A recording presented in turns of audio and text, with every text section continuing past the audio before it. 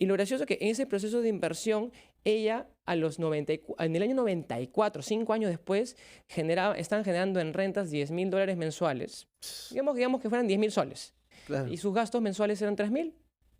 Entonces ellos ganaban 10.000 sin necesidad de trabajar y gastaban 3.000. ¿Qué significa? Que ella a los 37 años ya estaba jubilada.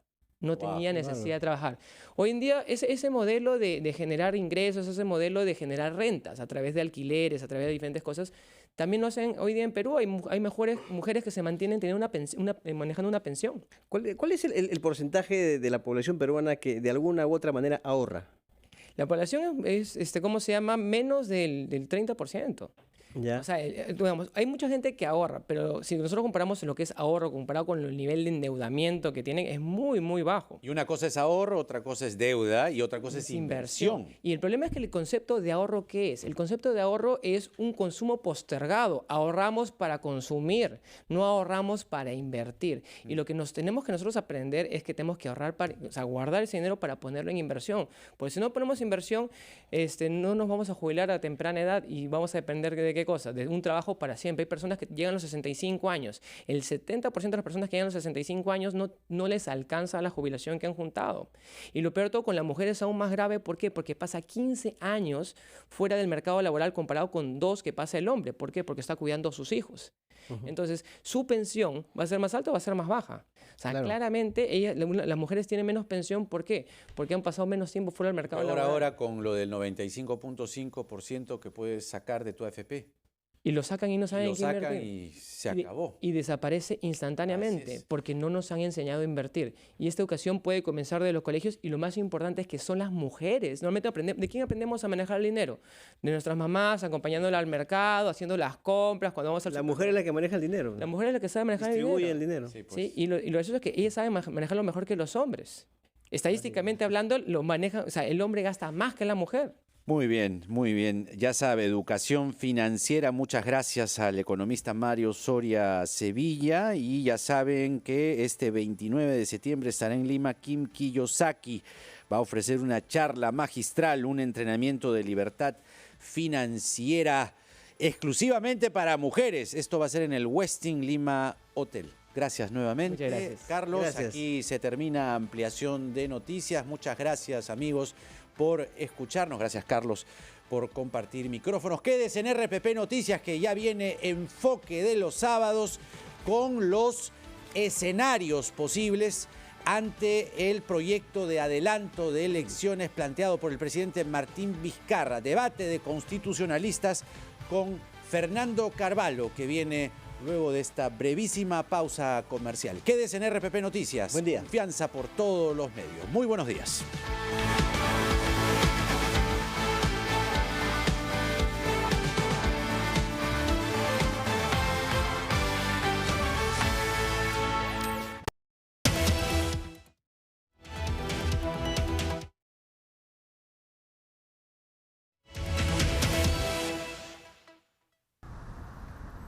La constructora brasileña Odebrecht pidió a la jueza María Álvarez Camacho, quien homologó el acuerdo de colaboración eficaz que suscribió con la Fiscalía peruana, aclarar los términos de la cláusula que condiciona la devolución del dinero excedente de la venta de la hidroeléctrica Chaclla.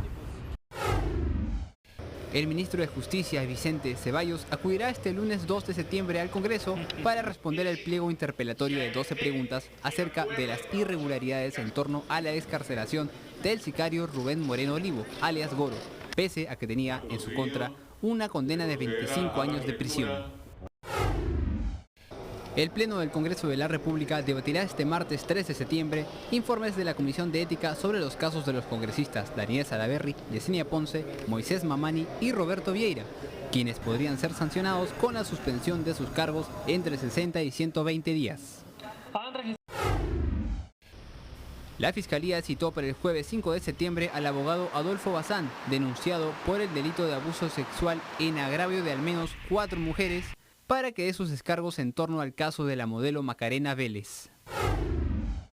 Hoy, por primera vez, millones de venezolanos reciben $1 por concepto de pago quincenal de sueldos y pensiones, dado que el salario mínimo de 40.000 bolívares que fija el gobierno venezolano se traduce en $2 mensuales.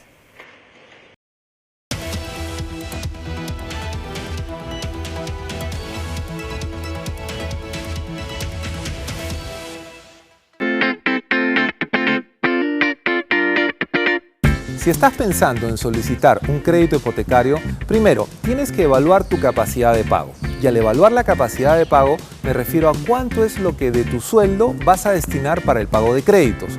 Ojo, no solamente consideres el tema de la vivienda, también considera si tienes un crédito vehicular o algún pago por tarjeta de crédito. La suma de todos estos pagos no debe ser mayor al 30 o el 40% de tus ingresos. Si quieres ayudarte un poco y tienes una pareja, puedes sumar los ingresos de esta persona también y entre los dos podrán tener ese 30 o 40% para poder pagar una cuota un poco más alta. Otro tema importante a la hora de pedir un crédito hipotecario es el tema de los intereses. Cuando nosotros hablamos de intereses, muchas veces pensamos que al tener mayor plazo, mi cuota va a ser más baja, por lo tanto voy a pagar un poco menos. Te recomiendo algo.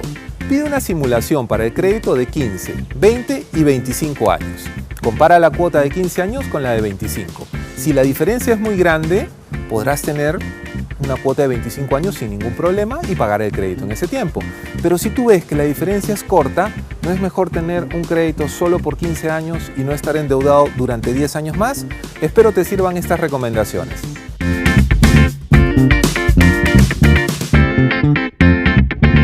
Este fue el segundo Foro Mujeres de Cambio, organizado por RPP.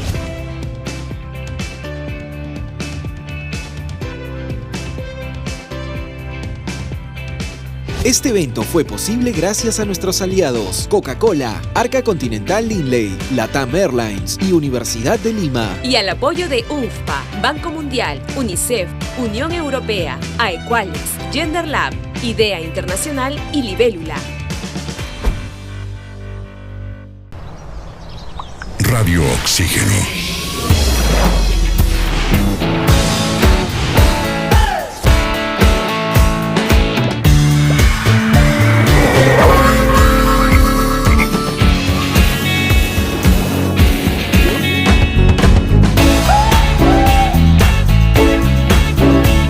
Vemos el mundo diferente porque respiramos música. Radio Oxígeno. Clásicos del rock and pop. Un país necesita un plan para lograr una economía competitiva que le permita ser líder en la región. Conoce el plan de nuestro país en Perú CEO Impact Summit, este 9 de septiembre a las 7:30 de la mañana en el Swiss Hotel Lima. Informes y entradas a la venta en joinas.com. Organizan El Dorado Pro Markets y RPP. Tres sujetos armados nos están asaltando.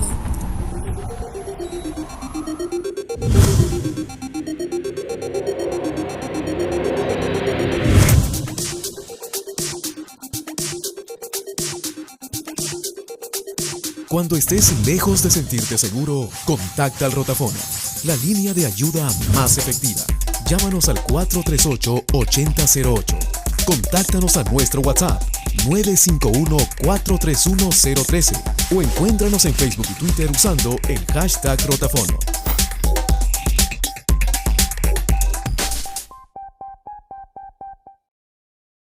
RPP, confianza por todos los medios.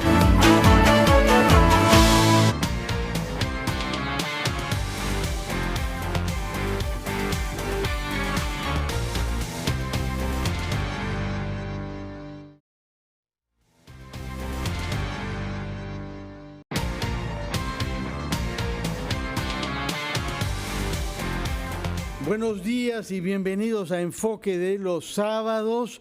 Vamos a tratar de dar luces y para eso hemos invitado a 4 constitucionalistas sobre el debate que hay en curso, sobre lo que el gobierno puede y no puede de acuerdo a la Constitución y lo que el Congreso puede y no puede de acuerdo a nuestra Constitución. Son 4 abogados constitucionalistas, profesores universitarios, con publicaciones y sin embargo no estamos ante un tema sutil de la especialidad porque hay repercusiones políticas según se tome una posición u otra, según el gobierno pueda o no, por ejemplo, proceder por una parte a su reforma constitucional y luego a un eventual voto de confianza. De la misma manera, por el otro lado, se habla incluso de una vacancia, de una vacancia presidencial si es que en el gobierno concretase lo que algunos consideran que es inconstitucional. Todo este debate ha tenido como expresión a principios de la semana un documento firmado por 10 constitucionalistas en el que me ha llamado la atención, no se dice que la decisión gubernamental sea anticonstitucional. Se dice que no es conveniente y que no procedería un voto de confianza, pero no se usa la palabra anticonstitucional, pese a que es afirmado por algunos de los firmantes, especialmente el señor García Belaúnde Domingo, así como también Natalia Amprimo, que lo han dicho en otros escenarios. Hemos invitado al señor Raúl Ferrero Costa, profesor de Derecho Constitucional. Hemos invitado al señor Aníbal Quiroga, profesor también en la Católica. Hemos invitado al señor Francisco Neguiguren, exministro de Justicia y Derechos Humanos, y al señor Luciano López, profesor también de Derecho Público. Y yo quisiera conversar con el señor Raúl Ferrero Costa, al cual todos reconocemos lo que es común en los 4 invitados: una preocupación por el futuro de nuestro país, no solamente por su viabilidad política, sino por el respeto a la Constitución. Acá partimos de que ninguno de los presentes quiere que se viole en lo más mínimo nuestra Carta Magna, lo cual significaría naturalmente abrir el campo en general a la arbitrariedad. Hay discrepancias, sin embargo, respecto de cómo interpretar lo que propone el gobierno y lo que puede hacer el Congreso. Por eso quisiera pedirle su opinión sobre los términos generales de este debate al señor Raúl Ferrero Costa. Muchas gracias, Fernando. Primero, mostrar mi preocupación, ¿no? Porque creo que se está generando una situación que nos lleva a un grado de inestabilidad política, de indefinición, que está repercutiendo también sobre la economía y sobre todo el esfuerzo que se está haciendo por sacar el país adelante en momentos tan difíciles. Y yo creo que por lo menos el presidente Vizcarra ha escogido un mal momento para hacer lo que está haciendo. Pero aparte de eso, comprendo su preocupación. Él siente que las cosas no están yendo bien, que el apoyo político en general hacia su persona es bueno, pero que su gobierno no está rindiendo como debería rendir y que se le hace muy difícil el trabajo con el Parlamento. Con un Parlamento, además, en un momento dado como este, pero muy desprestigiado como pocos, desgraciadamente, a pesar de que hay calificados representantes de la República en el Parlamento. El Parlamento como institución, yo no recuerdo un desprestigio de esta naturaleza en los últimos años, ni siquiera en las últimas décadas. El desprestigio es muy grande y es injusto en algunos casos con algunas personas que son muy calificadas. Entonces, él se siente que su gobierno no está llegando a las expectativas que se esperaban de él. Por lo tanto, yo creo que un acto sinceramente honesto de parte de él, ¿no? Ha dicho, bueno, entonces si esto no funciona, si no me llevo con este Parlamento que tampoco funciona, mejor hagamos un recorte del periodo presidencial y hagamos elecciones adelantadas. También parlamentario, ¿no? También parlamentarias. Este es en el pensamiento pues, de un ingeniero. O sea, él no creo que esté haciendo nada de mala fe o sin el sentido de que puede estar dañando al país. Por el contrario, él cree que está haciendo un bien. O sea, su buena intención yo no la discuto, pero creo que no ha pensado en las consecuencias, ¿no? En lo complicado que es esto. Imaginemos que el presidente realmente logre pasar adelante con estas reformas constitucionales, va a tener que, seguramente va a ser cuestión de confianza, y esto va a llevar a que haya que elegir un nuevo Parlamento. Si es que rechazan, ¿no? Si es que rechazan. Tampoco lo sabemos de manera segura. Hay algunos indicios, pero no sabemos cómo contestará el Congreso, ¿no? El Congreso eventualmente podría no rechazarlo, pero los indicadores que tenemos es que probablemente rechazaría ese pedido, ¿no? Entonces, esto nos llevaría a tener que adelantar elecciones para un Congreso que estaría, ¿qué? 10 meses, 11 meses, no sé cuánto. No sé quiénes van a ser candidatos para un periodo tan corto y entrar en un Parlamento.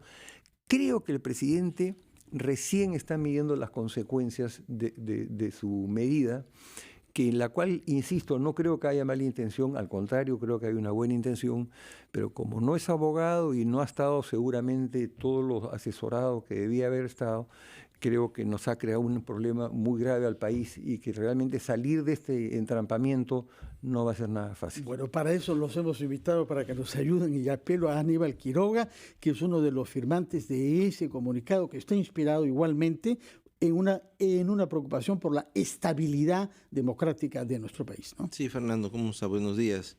Y buenos días con los colegas que estamos acá.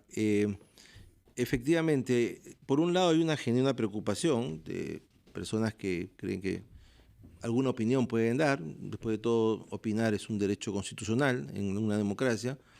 Pero no está exento un poco de temor, ¿no? Porque hoy día las cosas están tan crispadas que uno dice algo y termina siendo etiquetado. O es un aprofugimontesinista, que es el mote que me parece más gracioso, o es una persona que tiene una opinión sesgada. Y al final de cuentas uno lo que piensa es dar una opinión sobre la base de lo que conoce, lo que finalmente el país le ha dado y cree uno que puede aportar. Yo creo que hay 3 escenarios altamente preocupantes, ¿no? El primer escenario es que el Congreso no haga la modificación, el presidente haga una cuestión de confianza que se la dan y no pasa nada, y no plantee la disolución y vamos a entrar en una suerte de un año de pantanoso en que no se sabe si vamos a ir para adelante o para atrás. El segundo escenario es que efectivamente el Congreso haga la reforma y tengamos unas elecciones precipitadas al 2020, que no se sabe con qué candidatos a la presidencia y con qué candidatos al Congreso, y cuyo resultado puede ser peor que el que tenemos ahora y sobre todo beneficiando mucho a la izquierda. Yo no sé si el presidente Vizcarra tiene conciencia de eso o no, pero ese es el segundo escenario. Y el tercer escenario es que efectivamente se fuerce una cuestión de confianza que no sirve para eso, que el Congreso se la dé, el presidente la dé por rechazada, haciendo una interpretación auténtica de la cuestión de confianza, y disuelve el Congreso manu militare. Con lo cual entraríamos en un terreno muy complicado, por un lado, de tratar de forzar elecciones complementarias para 1 año y medio, un poco menos de 1 año y medio, pero por otro lado, con una comisión permanente que seguiría funcionando y con una guerra política fratricida, que es de alguna manera lo que ha caracterizado la política republicana de los últimos 200 años del Perú. Eso ha sido así toda la vida, ¿no? Entonces, creemos que la Constitución tiene que ser un texto que se tiene que respetar, que su letra es su letra, y hablamos de haber juramentado la Constitución. No creemos que, o no creo en lo personal, para hablar a título personal, que la Constitución tenga que ser flexibilizada, como algunos opinan, que hayan más interpretaciones auténticas y que se diga en la Constitución lo que la Constitución no dice. Por ejemplo, la Constitución no dice que recorte presidencial es posible, eso no lo dice. Claro, no lo prohíbe porque no está previsto. Lo que permite es una reforma constitucional. Si pusiera poner un ejemplo muy simple es lo siguiente. Si yo dijera, para que todo el mundo me entienda, que la tarjeta roja es un acto reglamentario en el fútbol, se entendería, ¿verdad? Pero si yo dijera la tarjeta naranja, la gente dice, no está en el reglamento. No, pero vamos a modificar el reglamento para introducirla. Bueno, ese es el estatuto que tiene ahorita la propuesta del presidente. No está en la Constitución, pero reforma de la Constitución es un acto constitucional, si es que se aprueba. El punto importante, y con esto concluyo, es que, como lo reconoce todo el mundo, esta reforma le pertenece al Congreso. Si la reforma la pudiera hacer el presidente, entonces no sería el Congreso el constituyente derivado, es singularidad del Congreso. Si es singularidad del Congreso, no puede ser forzada. La mayoría del Congreso, bien o mal, tendrá que decir, y coincido con lo que dice don Raúl respecto a que este es el peor Congreso que hemos tenido en los últimos tiempos. Bueno, vamos a hacer una pausa, luego escucharemos a Francisco Eguiguren y a Luciano López, y después quisiera preguntarle sobre los antecedentes y la jurisprudencia que hay por los votos del Tribunal Constitucional y por lo sucedido el año 2000. Primero vamos a una pausa.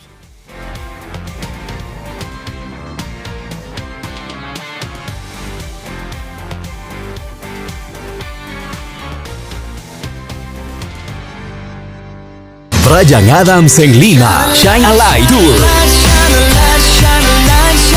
11 de octubre, Plaza Arena. entradas a la venta en Teleticket de One y Metro. 25% de descuento con tarjetas Interbank hasta el 31 de agosto. Una noche llena de todos sus éxitos e himnos del rock. Bryan Adams en Lima. Es una experiencia Move Concert.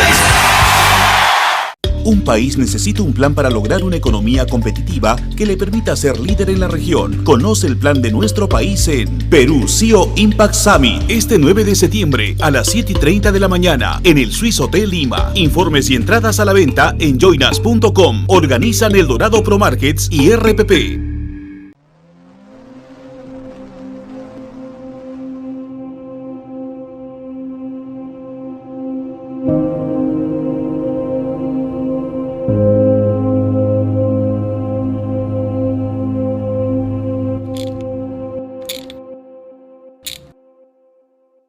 ¿Y ahora qué hago?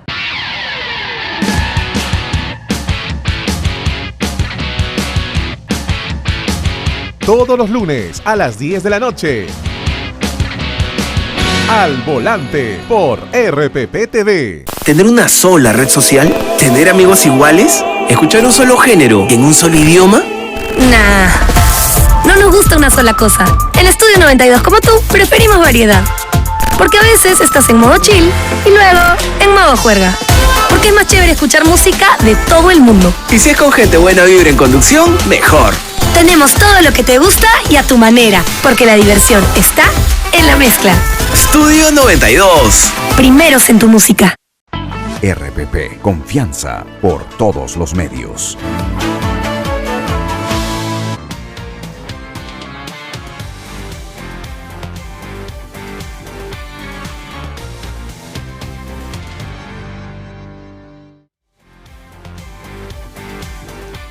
Son las 9:21, hemos escuchado a los constitucionalistas Raúl Ferrero Costa y Aníbal Quiroga, y es el turno de Francisco Eguiguren. Muchas gracias, muy buenos días, Fernando, buenos días a las y los oyentes y televidentes y a mis queridos colegas. Sí, yo creo que ya varios de nosotros, usted mismo, hemos empezado expresando una palabra que creo que define a quien analiza y sigue este proceso: preocupación. Preocupación, sin duda, porque hay una grave crisis política, un empantanamiento, casi un problema de ingobernabilidad en el país, y lo que se busca es que tenga una solución, porque como estamos no podemos seguir, pero que esa solución se haga dentro de los marcos constitucionales y de la democracia. Se ha llegado a una situación límite. Yo creo que hay que reconocer que este es un tema opinable, debatible. No creo que nadie pueda sentir que porque tiene su opinión, yo tengo la mía, es la única opinión. Hay muchos temas inéditos en nuestra experiencia con la aplicación de la Carta del 93 aquí. Entonces, como es un tema opinable, como es un tema controvertido, bueno, hay muchas miradas, muchas opiniones, ¿no?, que deben contribuir a esclarecer y a buscar una solución constitucional. Yo, en esta primera intervención, sin explicar, diría 2 o 3 cosas que sientan un poco mi postura. Un punto de discusión es si el gobierno, el presidente, el Consejo de Ministros, pueden plantear, de acuerdo a la Constitución, este recorte de los mandatos presidencial y congresal, y por lo tanto este adelanto de elecciones. Si se puede o no se puede. Aníbal acaba de decir, la Constitución no lo dice, no lo permite, no lo prohíbe. Efectivamente, por eso es que se plantea una reforma constitucional. Si la Constitución dijera que sí o que no, no estaríamos discutiendo. Entonces, ¿es posible plantear una reforma constitucional para hacer este recorte y adelantar? Yo pienso que sí. La Constitución es la principal norma jurídica, pero es sobre todo la norma política por excelencia. La Constitución regula el funcionamiento político del país. No hay que tenerle miedo a decirlo. Y este es un problema más político que jurídico. Bueno, usted sostiene entonces que sí se puede hacer una reforma. ¿Quién la puede hacer? No. Siempre... Nos ha dicho el señor Quiroga que solo el Congreso lo puede hacer. Sí. Se pueden plantear muchos, entre ellos el gobierno puede plantear. Solo el Congreso puede aprobarla o desestimarla, con o sin confianza. El gobierno no ha planteado para esto cuestión de confianza, pero si lo planteara mañana... Pero ha dicho Vizcarra que está considerándolo, ¿no? Claro, si hubiera querido, lo hubiera hecho hace rato. Yo creo que está buscando una solución más armoniosa, no colocar al Congreso en jaque. Pero aun que el presidente no el presidente del Consejo de Ministros, plantear una cuestión de confianza de esta iniciativa, siempre, y el único que puede decir se hace o no se hace es el Congreso. Y según los votos, referéndum. ¿Y qué puede hacer el gobierno si es que el Congreso dice no se hace? Claro, podría plantear la cuestión de confianza que hoy no ha sido planteada, y si el Congreso, en su derecho y autonomía y soberanía, le dice no, ver si desea, tiene la facultad, disolver el Congreso, y solo habría que elegir un nuevo Congreso que complete el mandato de lo anterior. Pero una cosa, para terminar este punto. Ya en el 2000 se hizo algo similar.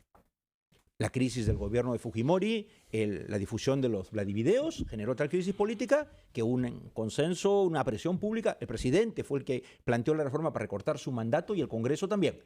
Entonces, la idea fue muy clara. Se puede hacer. Ya se hizo en el 2000. Se hizo en el 2000. ¿Por qué no se puede hacer ahora si hay una crisis política? Pero hay que hacerlo de acuerdo a la Constitución. ¿Y quién tiene la palabra? Sí, es el Congreso. El presidente no puede hacer nada si el Congreso dice no. ¿Cómo sin confianza? Hemos comprendido su punto de vista. Señor Luciano López. Buenos días a todos, a los oyentes y sobre todo a los colegas, Fernando.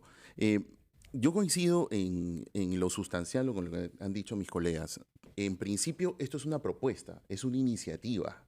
La Constitución señala efectivamente de que la iniciativa de reforma constitucional, lo dice el 206, es del presidente no solo, con acuerdo de su Consejo de Ministros, con lo cual entonces es una decisión colegiada del Ejecutivo, pero iniciativa a final de cuentas de los congresistas y del 0.3% dice de la población si usa ese mecanismo de democracia directa que prevé la Constitución.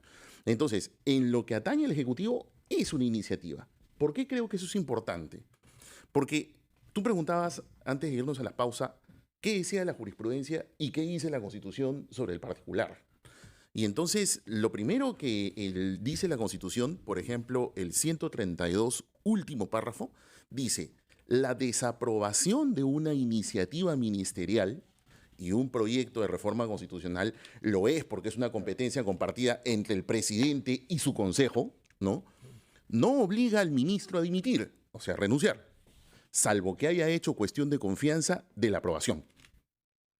No sé si me dejo entender. Sí. Entonces, si él plantea la propuesta, y como es una propuesta, es correcto. Solamente el Congreso, al menos en el marco del 206, es el que puede aprobarla o desestimarla. Pero la Constitución debe ser leída de una manera coherente, y lo que está usted sosteniendo es que el gobierno puede presentar una cuestión de confianza sobre una reforma constitucional. Sobre este punto, señor Quiroga, creo que usted ha tenido posiciones contrarias. Sí, yo creo que es una mala lectura, con todo respeto, de la cuestión de confianza, ¿no? La cuestión de confianza es un acto político que se da sobre un determinado funcionario. Puede ser un ministro o puede ser el premier. La diferencia está en que si es sobre el premier y no se la dan, cae todo el gabinete. Pero la iniciativa o las políticas que ha hecho el Tribunal Constitucional, que no hay límite para eso, no vinculan a la cuestión de confianza. Un ministro puede ser censurado y su iniciativa puede ser aprobada. Un ministro se le puede dar la confianza y su iniciativa puede ser desaprobada. La confianza es un acto político que se vota en el Congreso en un día. Se hace una sesión del Pleno, se vota y hay un acta y se firma. Se le dio la confianza al señor Fernando Carvalho. La pregunta es, ¿en qué parte de la Constitución, el reglamento está en que un mes después el señor Fernando Carvalho va a decir, pero ¿sabe qué? Usted me dio la confianza hace un mes, pero como no ha aprobado mi proyecto, entonces yo la doy por rechazada. Y levanto un acta, me imagino que en el Ejecutivo o en el Consejo de Ministros, señalando que a pesar que me la dieron, me la han negado. Creo que nadie defiende eso, porque se está hablando de una nueva confianza. Por lo tanto, no esta confianza retardada que en algún momento algunos... Por lo tanto, yo creo que el hecho que hagan cuestión de confianza no vincula al Congreso, no lo vincula. Es decir, si se hace cuestión de confianza sobre el proyecto de ley y el Congreso aprueba o no aprueba la reforma constitucional o la aprueba con reformas, no vincula la cuestión de confianza. Son dos actos diferentes. Porque si no, entonces la reforma de la Constitución no la haría el Congreso, la haría el presidente de la República o los ministros. Señor Eguiguri. Un matiz nada más, aunque el doctor López también va a querer comentar, pero a ver, otra vez, así como yo decía, en el 2000 se aprobó el adelanto de elecciones y el recorte de mandato presidencial, o sea, hay un antecedente cercano con esta Constitución. Lo mismo, recordemos, cuando era presidente del Consejo de Ministros el señor Villanueva, cuando ahora es presidente del Consejo de Ministros, el señor del Solar, los dos han planteado cuestión de confianza al Congreso, a este Congreso, en este gobierno, sobre diversos temas. Recuerden que la propuesta de Villanueva implicaba reformas constitucionales que terminaron siendo confianza otorgada, aprobadas en el Congreso y fuimos a votar en el referéndum, ¿se acuerdan? Y estaba la no reelección de los congresistas, la bicameralidad y dos más. Todas eran reformas constitucionales. Algunas voces entonces dijeron, con legítimo derecho, no se puede hacer. Bueno, pero la mayoría del Congreso lo aprobó y el pueblo votó en referéndum. Luego, del Solar, cuando plantean la llamada reforma política... Y eso da derechos, según usted. No da derechos, pero demuestra... yo le diría, para cerrar la idea, del Solar plantea algunas leyes y algunas reformas constitucionales también para la reforma política. Algunas voces otra vez dijeron, no se puede. El Congreso otorgó la confianza. La pregunta es, ¿por qué? Si eran reformas constitucionales sometidas a cuestión de confianza con este Congreso en menos de un año, ¿quién tiene que decir por qué no se puede? ¿O por qué cambió de opinión? Es el Congreso. Bueno, claro. Pero estamos describiendo esas dos afirmaciones suyas sobre el TC y sobre el presidente en el Congreso. Antes de ir a la pausa, quisiera que el señor Ferrero Acosta, que es un testigo de cerca de a qué excesos de arbitrariedad y autoritarismo pueden llegar los entrampamientos y las discrepancias, nos dé una opinión sobre lo que hemos avanzado hasta ahora en nuestro programa. Sí, yo creo que hemos avanzado mucho y muy rápido en este programa. Personalmente creo que la gran discusión hoy no solamente es la reforma que se está planteando, sino hasta dónde se hace cuestión de confianza de la reforma que se está planteando. Hay muchos muy buenos constitucionalistas que creen que la cuestión de confianza esto no es aplicable a las reformas constitucionales. O sea, que cuando se trata de reforma constitucional, eso no debe ser consultado y que la reforma constitucional, por lo tanto, la cuestión de confianza no debe ser otorgada, porque no es materia del otorgamiento, a pesar del antecedente que ha señalado el doctor Eguiguren con toda precisión, con el cual además estoy de acuerdo con su análisis. Pero yo no creo que ese precedente cree derechos y que nos obligue a actuar necesariamente en el mismo sentido. Yo no creo que cree derechos, solamente digo, y creo que no es bueno para el país, pero eso lo podré decir. Claro, es un tema de conveniencia. Bueno, aparentemente nadie cree que es bueno para el país, ni siquiera Vizcarra, solamente que propone que es la solución menos mala. Sí. Pero buena yo no le he oído a nadie decir. Vamos a hacer una pausa y retomamos nuestro diálogo con 4 constitucionalistas. Y queremos que nos conteste cuál es el rol que puede tener el Tribunal Constitucional sobre la base de la sentencia de noviembre del año pasado, que es interpretada también de manera contradictoria por varios constitucionalistas.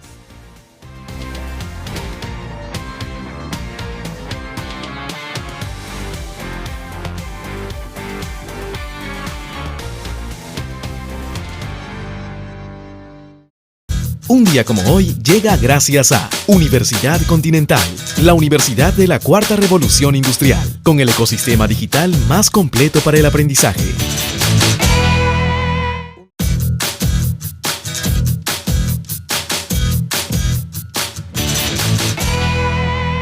Un día como hoy, 31 de agosto, en el año 12, nace Calígula, cruel emperador romano. Se sospecha que Tiberio, su predecesor, detestado por el pueblo, hace morir al padre de Calígula para evitar que gobernara. Más adelante, adopta y cría a Calígula, quien al ascender al trono goza de gran popularidad, eliminando algunos impuestos y liberando a prisioneros encarcelados injustamente. Pero al poco tiempo se enferma y desde entonces se vuelve un tirano que asesina a sus opositores, ganándose así el odio de su pueblo. Cansados de su tiranía, unos opositores le dan 30 puñaladas que acaban con su vida y su reino de terror. Siglos más tarde, un día como hoy, en 1929, nace Julio Ramón Ribeiro, escritor peruano de la generación del 50, considerado uno de los mejores cuentistas latinoamericanos. Luego de estudiar en la Universidad Católica, Ribeiro viaja a España y en 1960 publica La Crónica de San Gabriel. Luego se traslada a París, donde además de trabajar como periodista, ser agregado cultural de la Embajada Peruana y representar al Perú en la UNESCO, publica cuentos como el famosísimo Gallinazo sin plumas, además de novelas y obras teatrales que mezclan crítica social y un estilo sencillo. A los días de obtener el premio Juan Rulfo, fallece en 1994. Esto sucedió un 31 de agosto, un día como hoy. Un día como hoy llegó gracias a Universidad Continental, la universidad de la Cuarta Revolución Industrial, con el ecosistema digital más completo para el aprendizaje.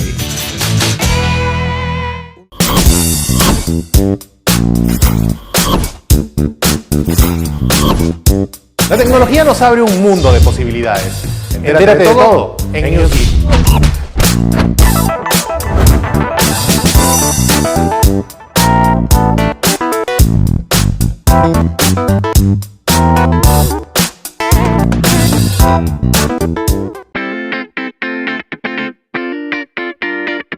No hay una fórmula mágica para que puedas organizar tus gastos. Sin embargo, te propongo esta estructura simple para que tengas una forma más adecuada de organizar tu dinero. El 10% de tu remuneración, guárdalo y ahórralo.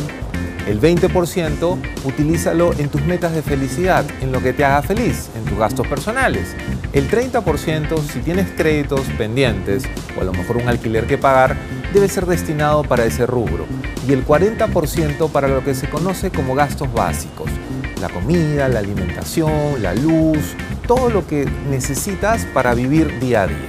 Es muy importante que plantees una estructura y que esta estructura se adecue a tu realidad personal.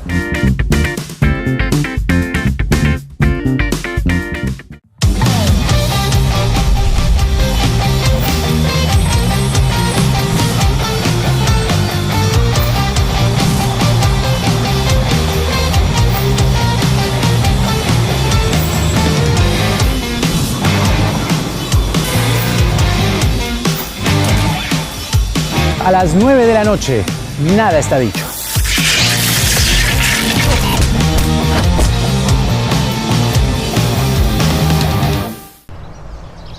Radio Oxígeno.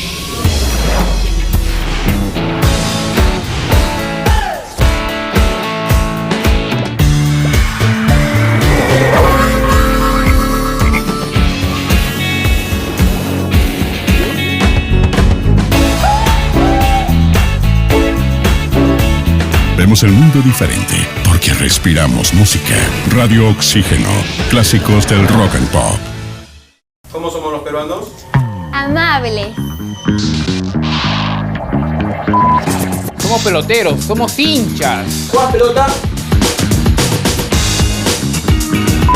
Emprendedores, pero a algunos se les pueden pegar las sábanas. ¡De buen diente! ¡Uy, qué rico huele! Somos divertidos. Descubrir nuestra identidad es el reto de este programa. Todos los miércoles a las 10 intentaremos averiguar usted y yo cómo somos los peruanos.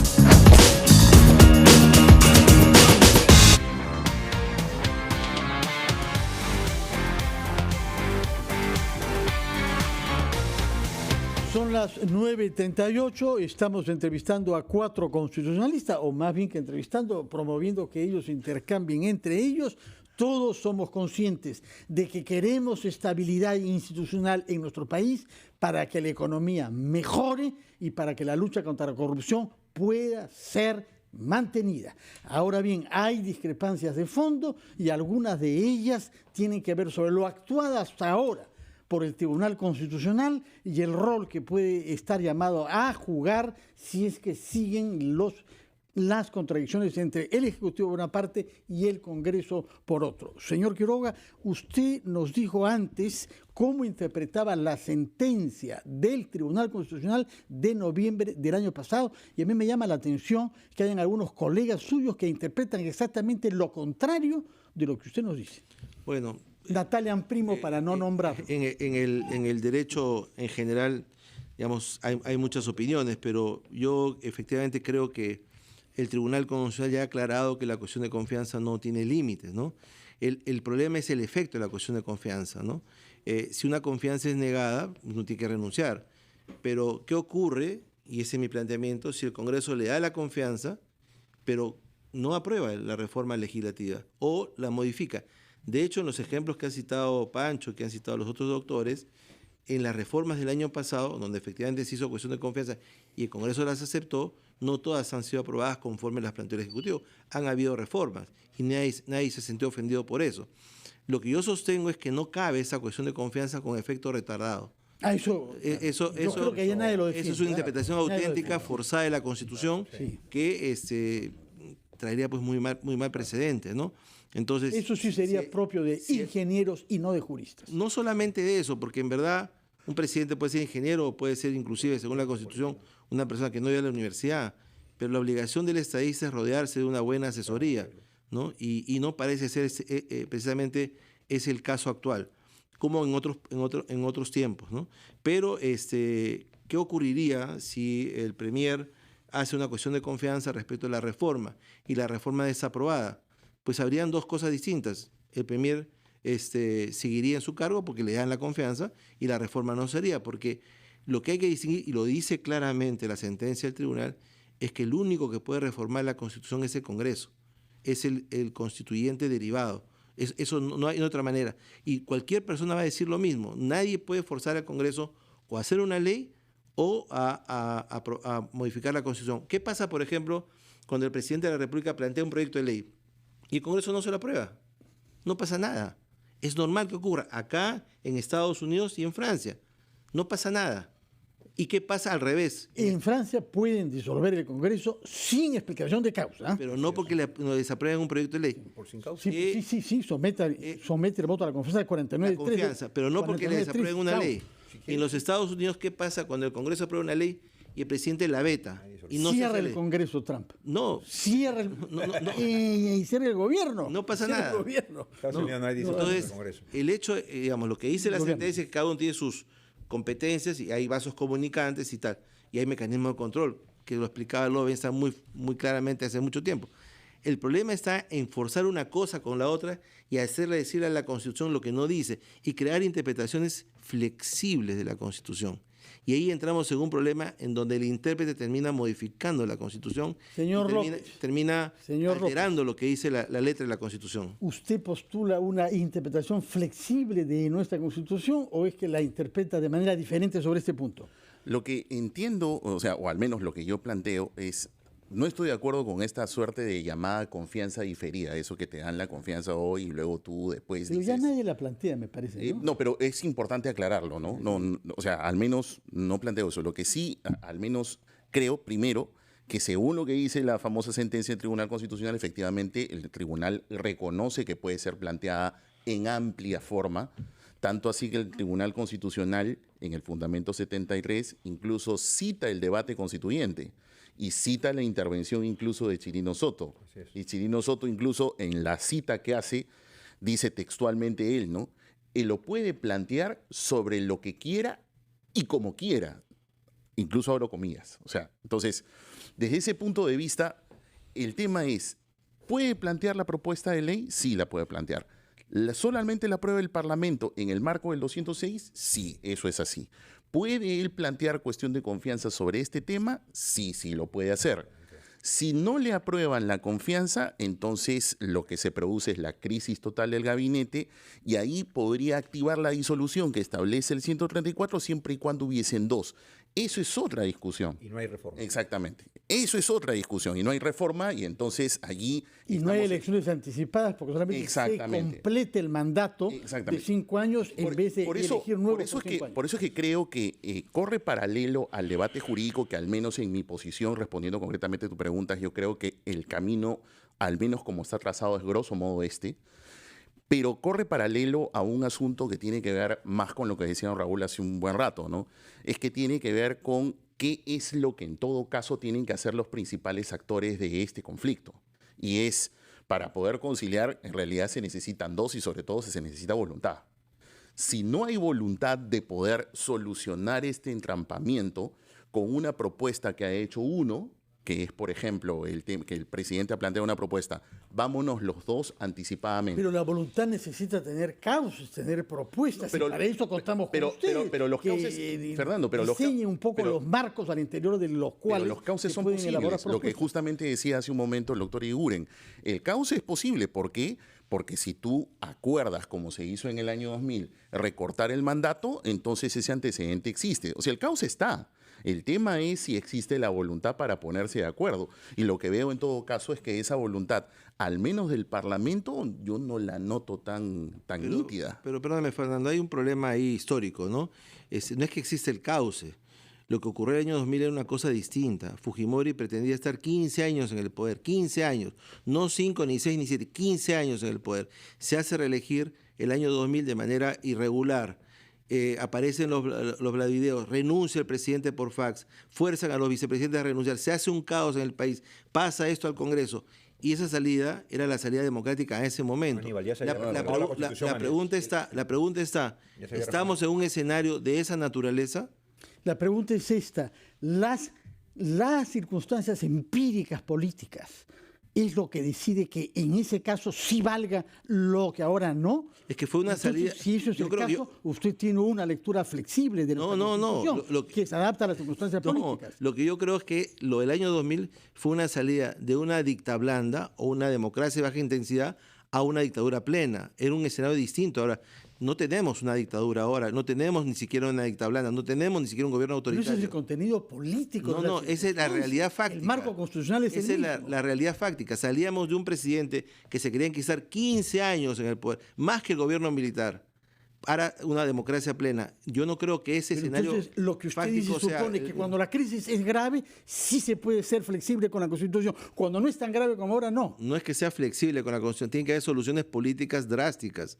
La pregunta es esa. ¿Estamos en una situación tan drástica como para... Pero no hay una respuesta constitucional a eso. Es una respuesta política. Es una respuesta política basada en la Constitución. Yo pienso que la Constitución tiene reglas muy claras que no justifican en ese momento, en la situación de hecho en la que estamos, que se modifique de esa manera. Señor Eguiguren, veo que está gesticulando usted. Estoy totalmente de acuerdo con usted. Conmigo, yo no he dado opinión, yo hago preguntas. Sí, con sus preguntas sientan una postura con la cual yo estoy totalmente de acuerdo. Yo dije hace un buen rato, se hizo en el 2000, díganme por qué ahora no se puede. Como Aníbal ha dicho, y usted recalca, calificar la situación política, bueno, sí pues. O sea, la propuesta del presidente, que yo he dicho, no creo es la mejor solución para el país, pero es constitucionalmente posible, es buscar salir de una crisis política de entrampamiento e ingobernabilidad. Esa es una propuesta. En el caso de Fujimori fue distinto, fue una crisis moral y política por la difusión de los Vladivideos y la cuestionable reelección. Pero habría que precisar, a lo que decía Aníbal, antes de la renuncia de Fujimori, de los vicepresidentes y del gobierno de transición de Paniagua, ya se había aprobado el recorte del mandato presidencial por iniciativa de Fujimori. Exactamente. Entonces, había votado el Congreso antes de su fuga. El recorte, claro. Exacto. Y él, como ve que ya queda poco tiempo y que se viene lo que se viene, decide irse y renunciar. Pero ya se había aprobado la reforma de la Constitución, acortando a un año el mandato del presidente por propuesta del presidente, aprobada por el Congreso, y el recorte parlamentario.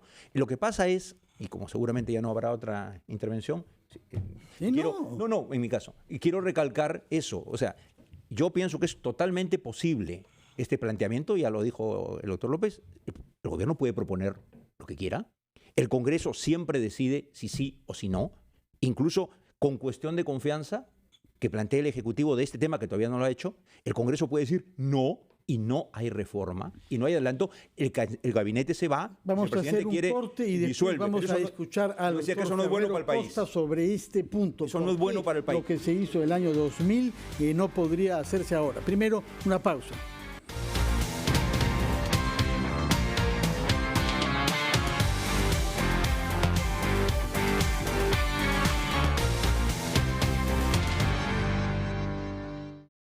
Jesse Joy regresa a Perú junto al gran Noel Chagris para 2 grandes conciertos. Este 25 de septiembre en Arequipa, en el Jardín de la Cerveza, y el 26 de septiembre en Lima, en el Plaza Arena Jockey. Aprovecha el 15% de descuento con tarjetas en COSUD hasta el 1 de septiembre. Y no te pierdas al dúo mexicano Jesse Joy junto a Noel Chagris. Radio oficial Corazón, única como tú.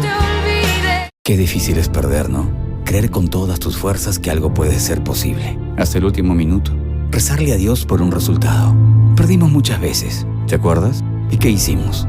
Nos dimos cuenta que la única forma de ganar es cuando nos juntamos todos. Hinchas, si lo hicimos por el fútbol, podemos hacerlo por el cáncer. Ellos no merecen perder. Pensá, ¿y si nos juntamos una vez más ahora? Porque cuando el Perú se junta, pasan cosas imposibles. Liga contra el Cáncer, este 4 y 5 de septiembre. Tu donación es prevención. Juntos otra vez.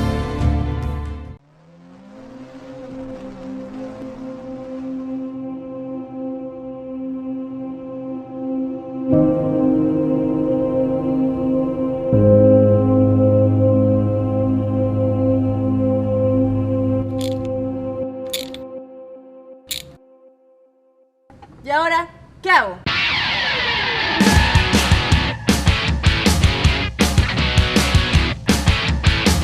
Todos los lunes a las 10 de la noche. Al Volante por RPP TV. Si vas a solicitar un préstamo, lo importante es que lo hagas en instituciones del sistema financiero formal. Estas instituciones te dan la garantía que tú necesitas. Tengamos mucho cuidado con los prestamistas informales, con esas personas que te están ofreciendo el dinero inmediato, pero con altas tasas de interés y con otros riesgos asociados que al final nos pueden traer muchos problemas. Para conseguir una mejor tasa de interés es muy importante que identifiques los productos que tienes. Por ejemplo, la tarjeta de crédito, tu cuenta de ahorros o tu cuenta sueldo. Si tienes los 3 productos en una sola institución, vas a poder conseguir unas tasas más bajas y un interés que más te convenga. Si no los tienes, pues estás a tiempo para poder unificarlos y poder conseguir ese préstamo que tanto quieres.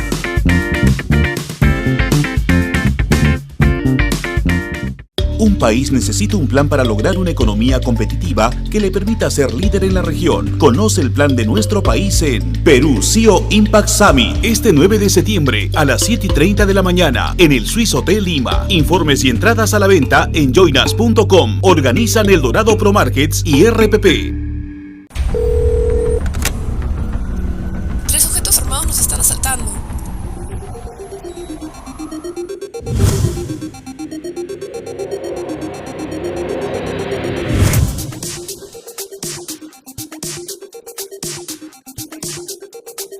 Cuando estés lejos de sentirte seguro, contacta al Rotafono, la línea de ayuda más efectiva.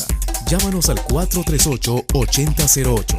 Contáctanos a nuestro WhatsApp 951-431-013 o encuéntranos en Facebook y Twitter usando el hashtag Rotafono.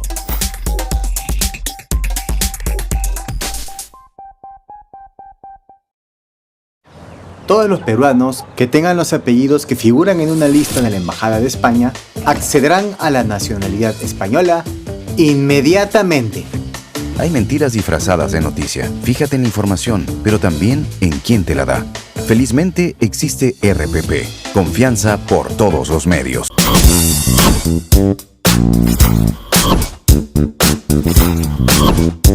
La tecnología nos abre un mundo de posibilidades. Entérate de todo en Newsgeek.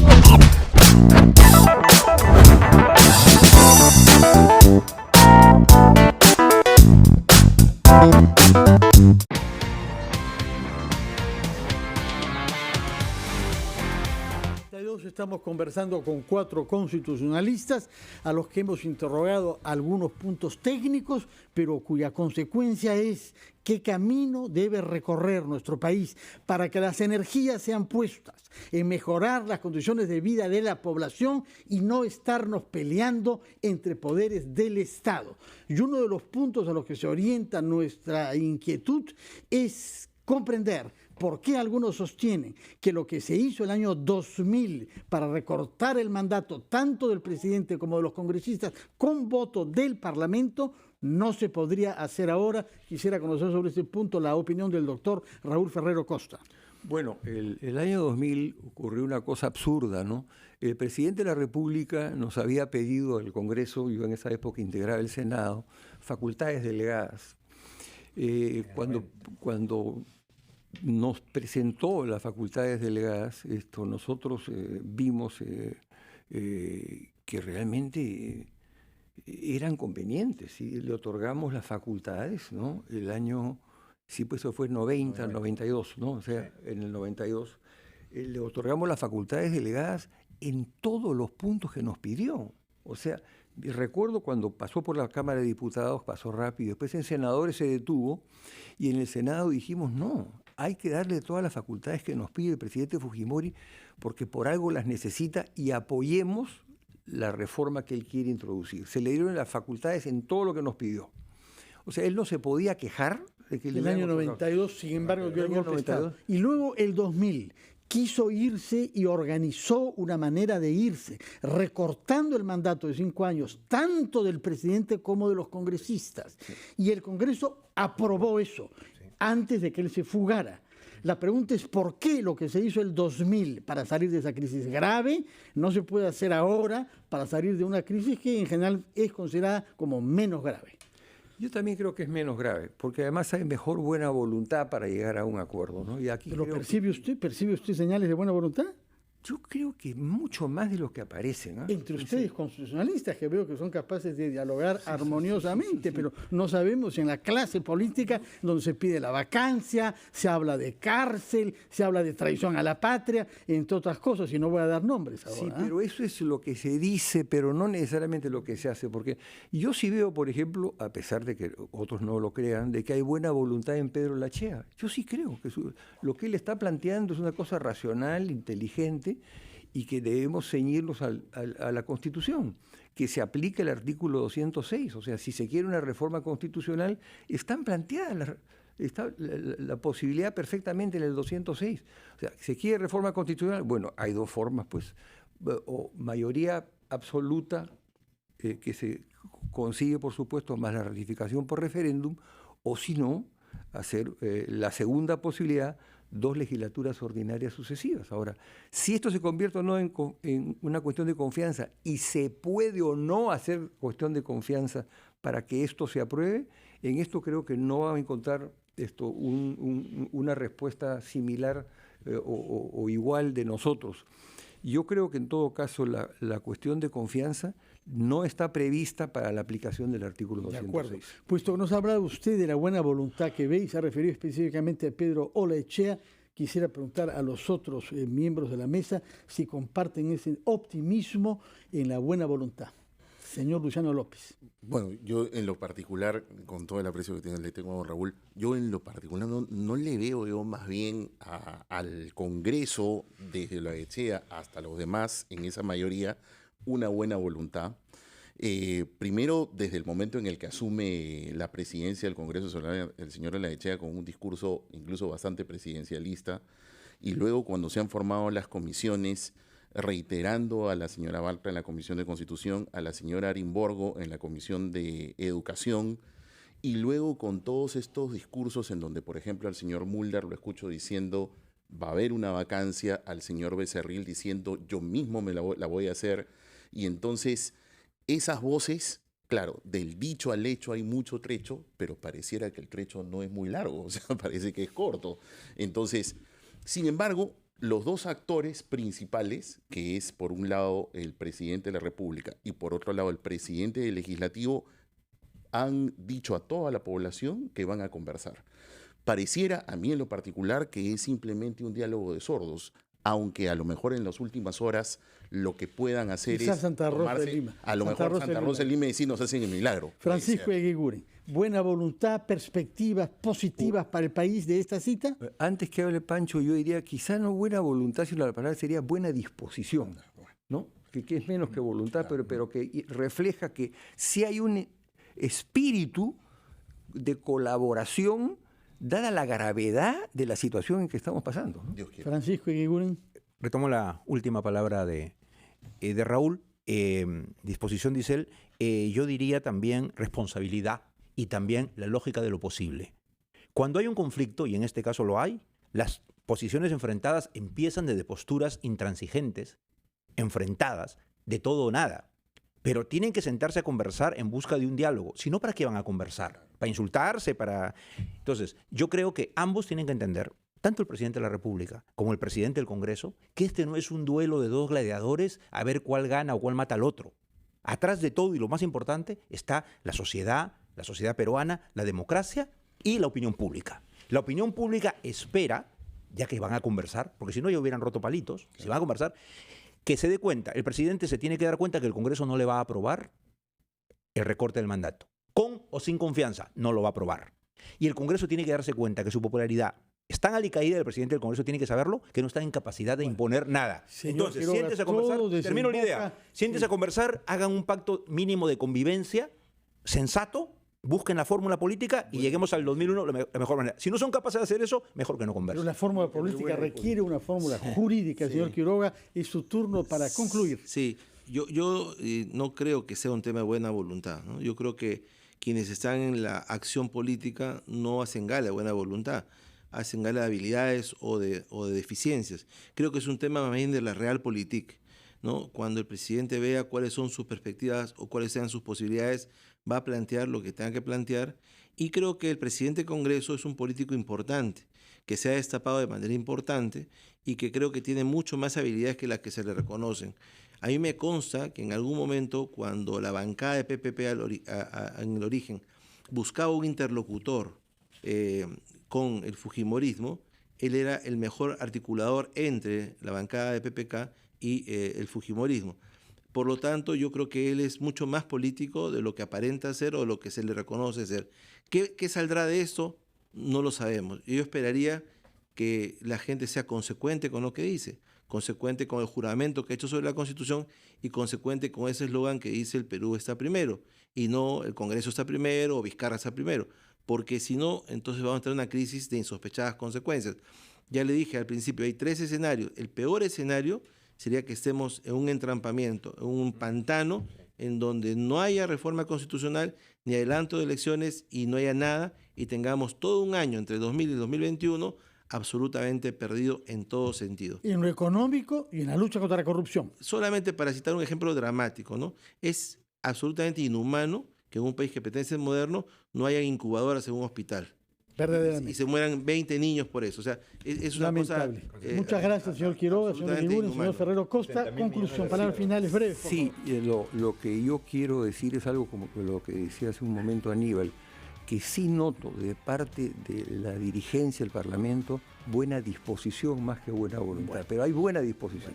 Ojalá que así sea, lo sabremos en el curso de esta semana. Gracias por su sintonía, quédense con RPP, ya viene Diálogos de Fe.